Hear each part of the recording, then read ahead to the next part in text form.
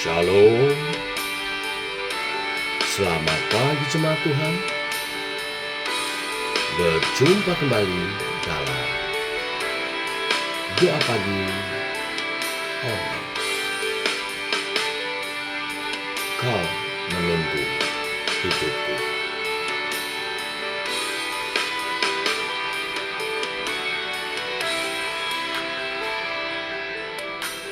Tuhan, Engkau memilihku sebelum ku ada. Jemarimu yang menenunku serupa gambaranmu.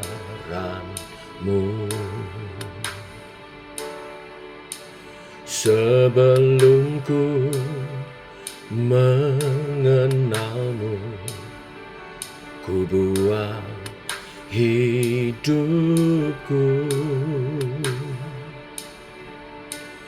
Namun Engkau tak pernah lelah mencari diriku.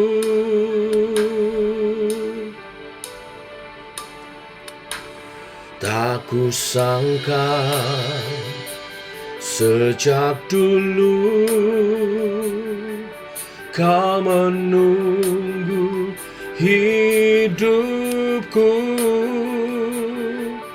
Di altarmu ku sadari selama ini Kau menanti. Ku akui semua dosaku, ku lepas kehendakku, biar seluruh nafasku memuliakanmu. Yesus Tuhan, Kau Rajaku.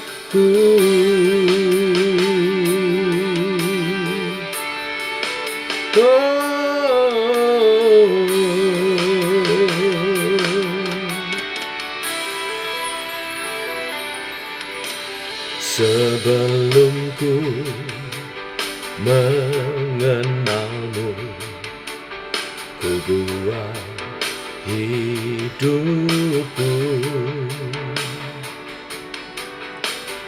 Namun Engkau tak pernah lelah mencari diriku. Tak kusangka sejak dulu Kau menunggu hidupku. Di altarmu ku sadari selama ini Kau menanti.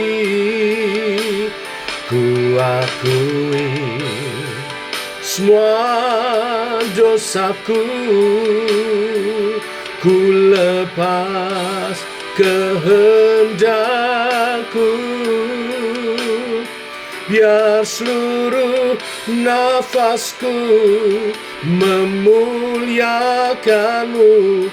Yesus Tuhan, Kau Rajaku.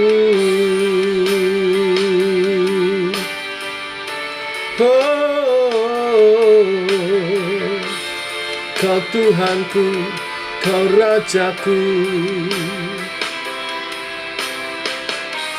Kau menunggu hidupku, ku persembahkan kepadamu. Terima kasih, ku bersyukur.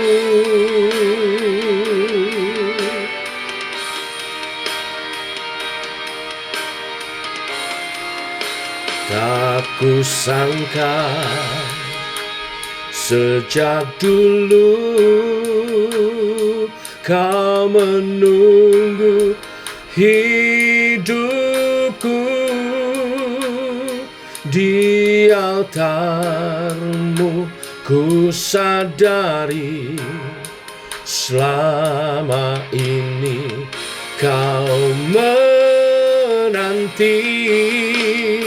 Ku akui semua dosaku,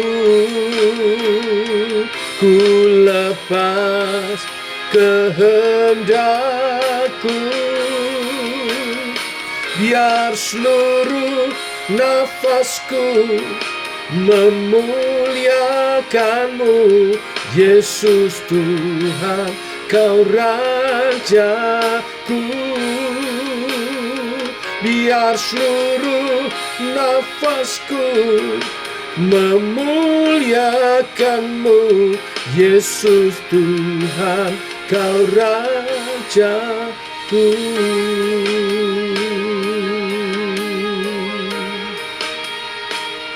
Kau Tuhanku, Kau Rajaku, ku beri hidupku.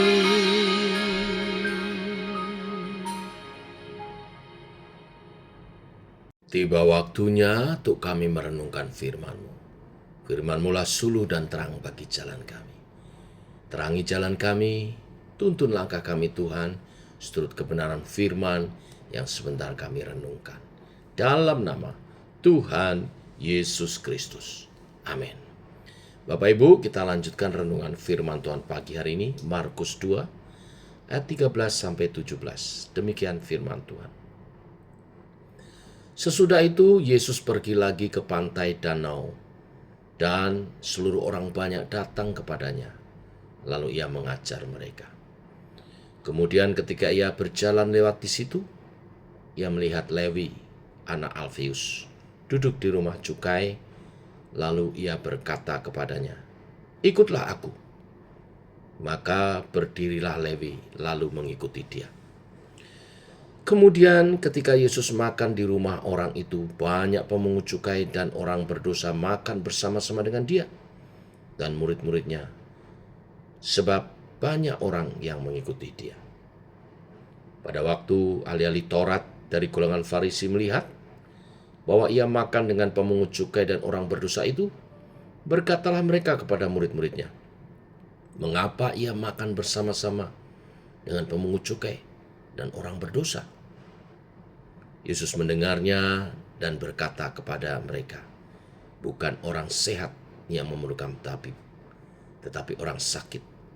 Aku datang bukan untuk memanggil orang benar, melainkan orang berdosa." Amin. Sampai di sini pembacaan kita. Bapak Ibu, perikop hari ini berbicara tentang panggilan.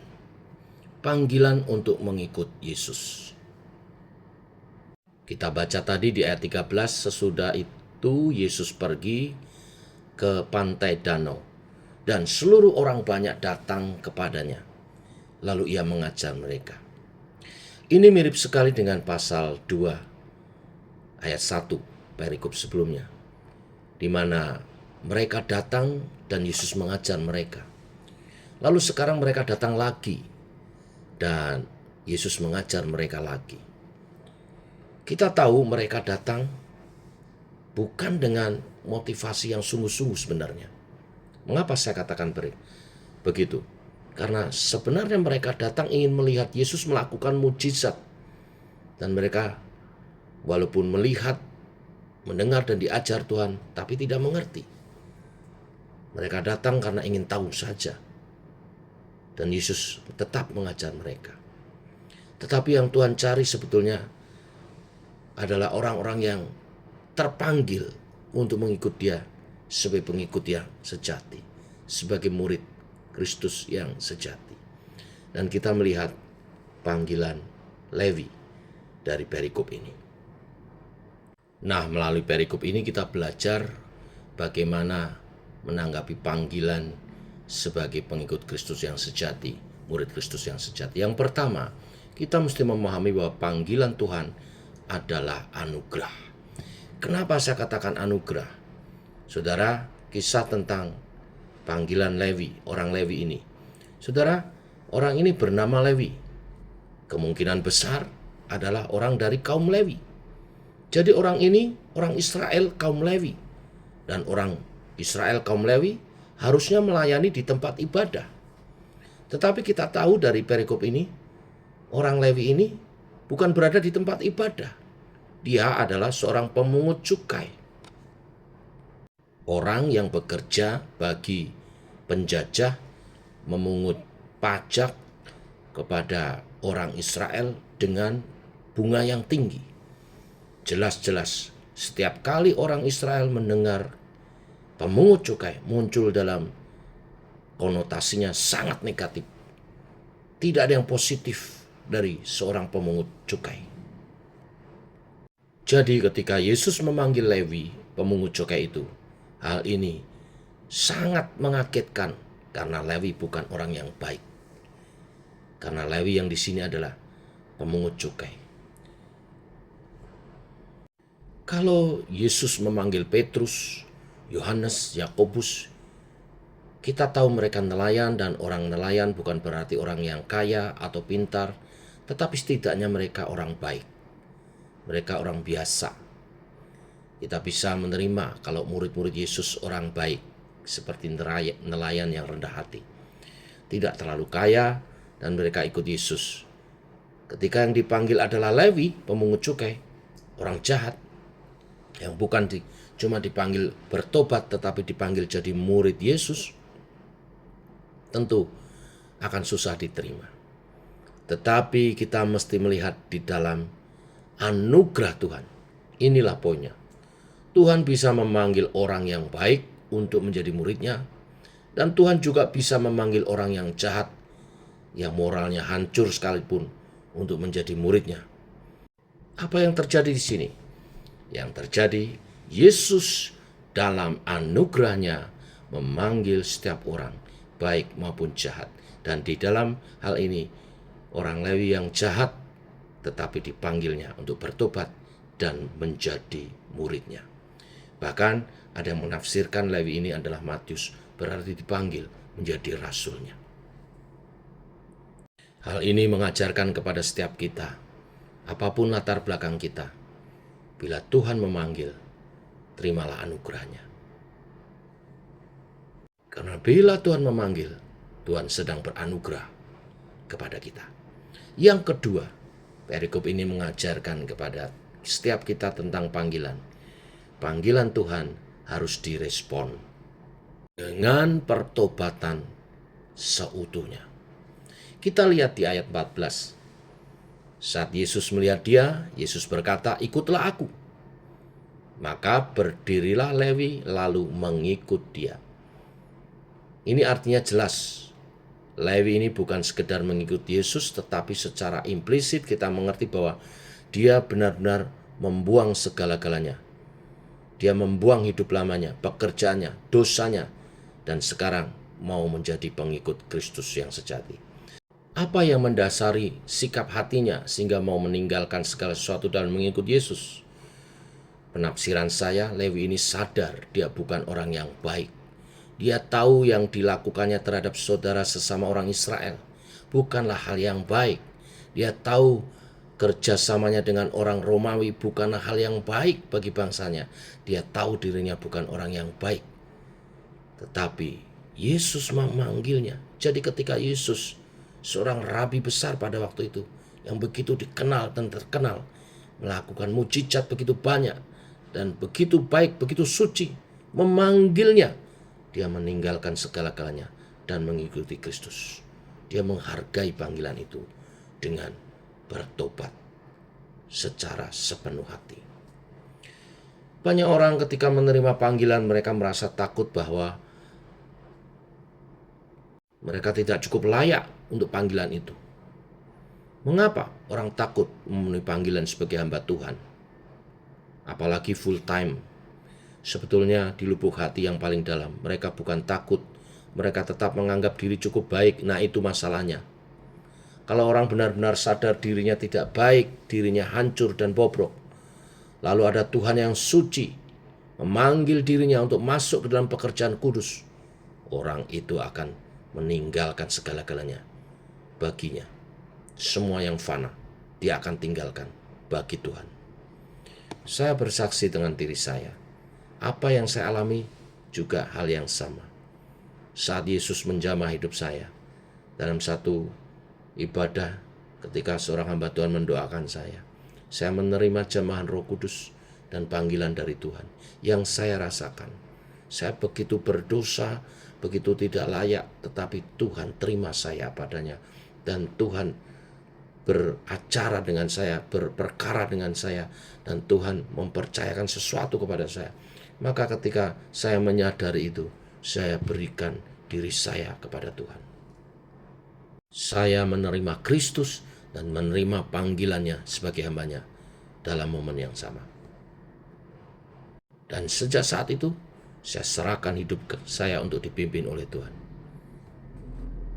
Poinnya di sini, kalau kita sadar betapa jahat dan hancurnya hidup kita di hadapan Tuhan, dan Tuhan yang seperti ini datang memanggil kita, di saat itu benar-benar seperti Lewi, dia sadar diri. Dia langsung meninggalkan segala-galanya dan mengikuti Kristus. Ini yang kedua, panggilan disertai dengan pertobatan sejati. Yang ketiga, panggilan menjadi pengikut Kristus yang sejati, menjadi muridnya yang sejati adalah panggilan untuk bersekutu. Kita lihat di ayat 15, kemudian ketika Yesus makan di rumah itu, banyak pemungut cukai dan orang berdosa makan bersama-sama dengan dia dan murid-muridnya. Lewi ini memanggil Yesus makan malam bersama. Ini bukan makan malam biasa, karena dikatakan bahwa banyak orang bersama dengan dia. Apa sebenarnya yang terjadi? Ini pesta syukuran. Ya, seakan-akan Lewi ini berkata, sekarang saya sudah bisa tinggalkan ikatan dunia, saya sudah bertobat. Sekarang saya sudah bisa menjadi pengikut Kristus yang kudus. Sekarang saya bisa melayani Yesus, Mesias, dan saya diterima sebagai keluarga di persekutuan bersama-sama dengan Yesus.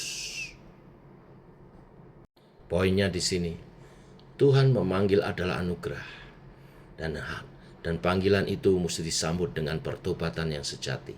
Tetapi tidak selesai begitu saja. Panggilan itu untuk kita menjadi bagian dari keluarga Allah, hidup dalam persekutuan. Lewi ini bersyukur dengan mengundang makan malam Yesus dan murid-murid, juga teman-temannya. Dan ini menjadi kesaksian bagi teman-temannya supaya mereka juga bertobat. Di ayat 16 dikatakan pada waktu itu ahli-ahli Taurat dari golongan Farisi melihat bahwa Yesus makan dengan pemungut cukai dan orang-orang berdosa. Dan mereka berkata kepada murid Yesus, mengapa Yesus makan bersama-sama dengan pemungut cukai dan orang berdosa? Sebenarnya pertanyaan ini adalah tanggapan yang wajar. Karena pemungut cukai bagi orang Yahudi konotasinya sangat negatif. Jadi ketika orang Farisi ini melihat Yesus begitu akrab dengan pemungut cukai dan orang-orang berdosa, mereka seperti tidak bisa menerima. Tetapi di ayat 17, ketika Yesus mendengar perkataan mereka, berkatalah Tuhan Yesus kepada mereka, bukan orang sehat yang memerlukan tabib, tetapi orang sakit. Aku datang bukan untuk memanggil orang benar, melainkan orang berdosa. Dua kalimat ini sebenarnya artinya sama. Dan kita seharusnya sudah tahu bahwa kalimat ini bukan berarti Yesus bilang ada orang benar dan ada orang yang berdosa. Bukan itu artinya. Yang ada adalah dua macam orang. Orang berdosa dan orang berdosa yang menganggap dirinya benar. Dalam konteks cerita ini, mengapa orang Farisi menganggap dirinya benar? Karena mereka tidak bersekutu dengan orang-orang jahat seperti pemungut cukai. Mereka merasa diri mereka adalah suci. Mereka merasa eksklusif. Di mata mereka, Yesus najis karena Yesus sudah bersentuhan bersama-sama dengan orang-orang berdosa. Bahkan makan bersama. Itu berarti menganggap saudara. Bapak Ibu, Tentu benar bahwa kita harus membenci segala kejahatan, hal yang jahat.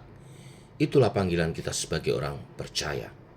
Tetapi kita harus sadar, dulu kita juga orang jahat, orang berdosa, tetapi dipanggil Tuhan untuk bertobat dan disuci kuduskan oleh pengorbanannya.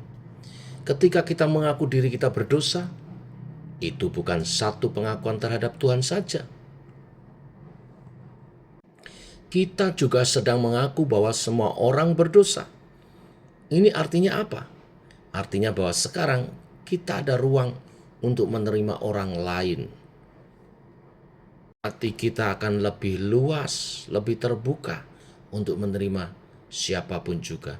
Orang yang tidak mengaku merasa dirinya berdosa, dia hatinya tidak mungkin bisa luas. Ini yang kita perlukan untuk membangun sebuah persekutuan, di mana firman Tuhan akan disampaikan dan banyak orang lagi dimenangkan. Jangan persempit hati kita dengan merasa tidak berdosa dan merasa paling suci sendiri, seperti orang Farisi yang hatinya sempit. Bila kebenaran firman hari ini memberkati kita semua. Mari kita berdoa. Tuhan, terima kasih untuk kebenaran firman hari ini. Mengajar kepada kami pertobatan kembali, pertobatan yang sungguh-sungguh, mengingatkan kami akan panggilan-Mu untuk menjadi murid-Mu yang sejati, yang meninggalkan segala dosa-dosa dan mengikut Engkau dengan sepenuh hati, sepenuh jiwa, segenap kekuatan dan akal budi. Terima kasih Tuhan, teguhkan kebenaran firman-Mu dalam praktek hidup yang nyata di sepanjang hidup kami. Ini doa kami menyertai sepanjang hari ini, perjalanan kami berjalan bersama dengan Tuhan. Dalam nama Tuhan Yesus Kristus. Amin. Demikian saudara, selamat pagi, selamat kerjakan keselamatan dari pertobatan yang sejati dan ikuti panggilan Tuhan. Shalom.